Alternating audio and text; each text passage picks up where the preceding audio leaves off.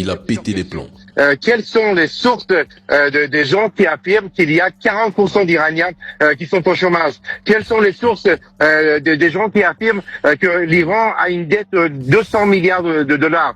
Quelles sont les sources des gens qui affirment que l'Iran est au bord de l'effondrement, que la population iranienne va se soulever contre le pouvoir? C'est totalement des affirmations inacceptables que moi je trouve inacceptable. Moi je vis ici à Téhéran et je vois la situation en Iran et quand j'entends des soi-disant experts affirmer ce genre de mensonges, cela me met véritablement en colère. Vous dites des données statistiques. De qui? Les données statistiques de qui? Donnez vos sources. Si vous n'avez pas de source, ne faites pas d'affirmations mensongères. Moi, j'ai pas dit ça. Moi, j'ai pas dit ça. Hein. C'est pas moi. Hein. Moi, j'ai rien dit de tel. Hein. Siavash, ce que vous dites, vous, c'est que l'économie tient, finalement. Tout va bien. Il y a des problèmes. Mais écoutez, vous pouvez rigoler quand vous êtes au plateau assis dans votre salon à Paris. Vous pouvez rigoler. Là, moi, je suis sur le terrain. C'est pas des chiffres totalement faux que vous dites à l'antenne à longueur de journée.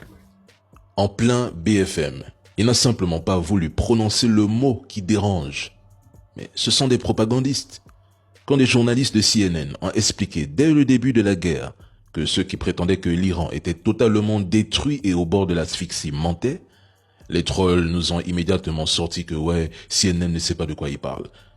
Depuis des jours, on nous répète le même scénario.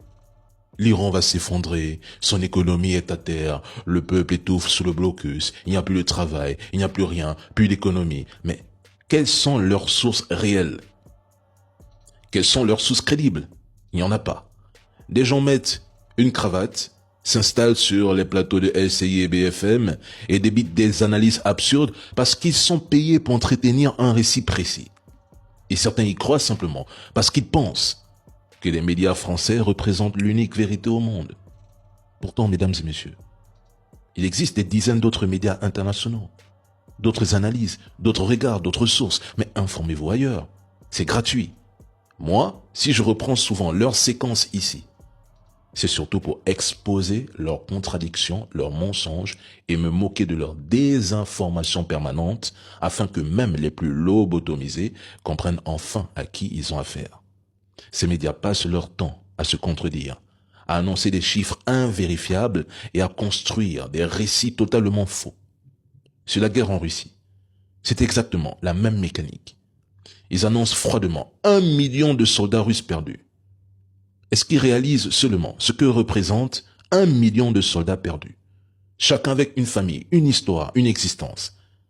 Et ce sont les mêmes qui expliquent aujourd'hui que le Mali sera au bord de l'asphyxie totale. Et certains y croient.